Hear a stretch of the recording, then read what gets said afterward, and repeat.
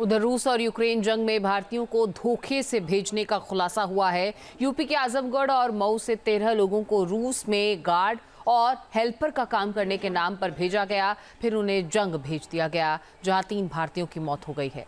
8 लोग अभी भी लापता। रिपोर्ट देखिए।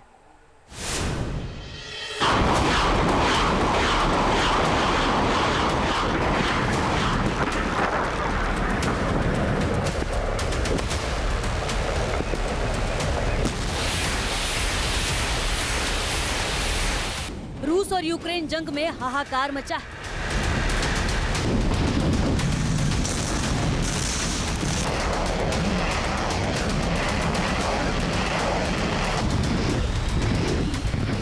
दोनों देशों की सेनाएं एक दूसरे पर घातक हथियारों से प्रहार कर रही हैं। 3 साल से चल रही इस जंग में अब तक रूस और यूक्रेन के लाखों सैनिक मारे जा चुके हैं।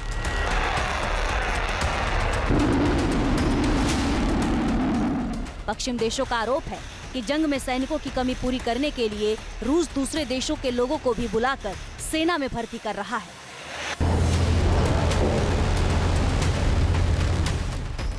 भारत के 13 लोगों को भी युद्ध में धोखे से भेजे जाने का खुलासा हुआ है। यूपी के आजमगढ़ और मऊ जिले के कई लोग नौकरी की तलाश में जनवरी 2024 में एजेंटों के जाल में फंसकर रूस चले गए, जिनमें आजमगढ़ के कन्हैया यादव और मऊ के श्याम सुंदर यादव और सुनील यादव भी शामिल हैं, जिनकी युद्ध में मौत हो गई।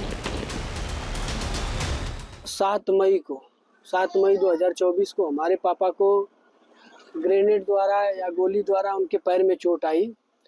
किसी तरीके से वो वहाँ पे 4 घंटे वेट किए, मगर कोई रूसी सोल्जर जो उन्हें रिसीव करने के लिए नहीं आया। किसी तरीके से वहाँ से वो 8 से 9 किलोमीटर ट्रेवल कर करके छुप करके यूक्रेनी ड्रोन से छुप करके वो रूसी सैन्य चिकित्सक हॉस्पिटल पहुँचे। उसके बाद उनका इलाज हुआ। इलाज के दौरान इलाज चल रहा था। हमसे 13 दिन उनसे बात हुई, 25 मई तक बात हुई। 23 मई को बोल रहे थे कि हमारे पैर में और मुंह में इन्फेक्शन हो गए हैं, इसके वजह से हमें दूसरे हॉस्पिटल में शिफ्ट किया जा रहा है और हम वहां पे पहुंचेंगे तो आपको कॉल करेंगे। उसके बाद से हमारे पापा का कॉल ही नहीं आया सर। हम लोग लगातार एम्बेसी से, विदेश मंत्रालय से लगातार गुहार लगाते रहे, मगर हमारी एम्बेसी एक बात नहीं सुनी, बस यही टाल देती थी, कोई अपडेट नहीं है, अभी कोई इन्फॉर्मेशन नहीं आई है उधर से। और हमें सूचित किया गया 6 दिसंबर 2024 को कि आपके पिताजी नहीं रहे। आजमगढ़ के राकेश यादव और मऊ के ब्रजेश यादव भी युद्ध में घायल हो गए थे, जिसके बाद वो वापस घर लौट आए हैं। वापस लौटे राकेश यादव ने बताया कि एजेंट दुष्यंत और सुमित के कहने पर विनोद यादव ने उन्हें जनवरी 2024 में रूस लेकर गए थे। उन्हें गार्ड की नौकरी और 2 लाख रुपए महीने की सैलरी देने का झांसा दिया गया। वहां पहुंचने पर उन्हें 15 दिन हथियार चलाने की ट्रेनिंग दी गई थी और कहा गया कि ये ट्रेनिंग खुद के बचाव के लिए है, लेकिन फिर उन्हें जंग में भेज दिया गया।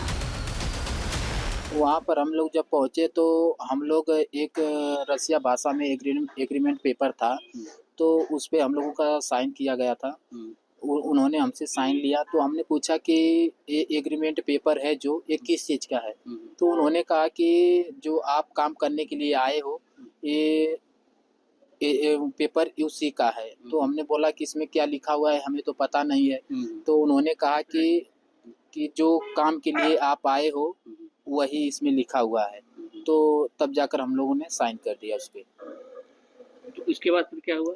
इसके बाद हम लोगों को 15 दिन की ट्रेनिंग के लिए लेकर गए थे।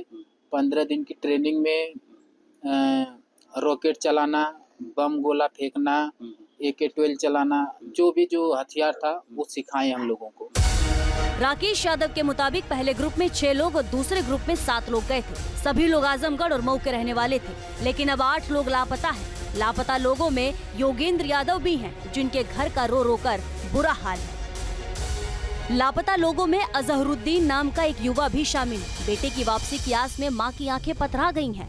उन पर दुखों का पहाड़ टूट पड़ा है। बेटे के जंग में फंसे होने की खबर से पिता की हार्ट अटैक से मौत हो गई। मां का रो कर बुरा हाल है।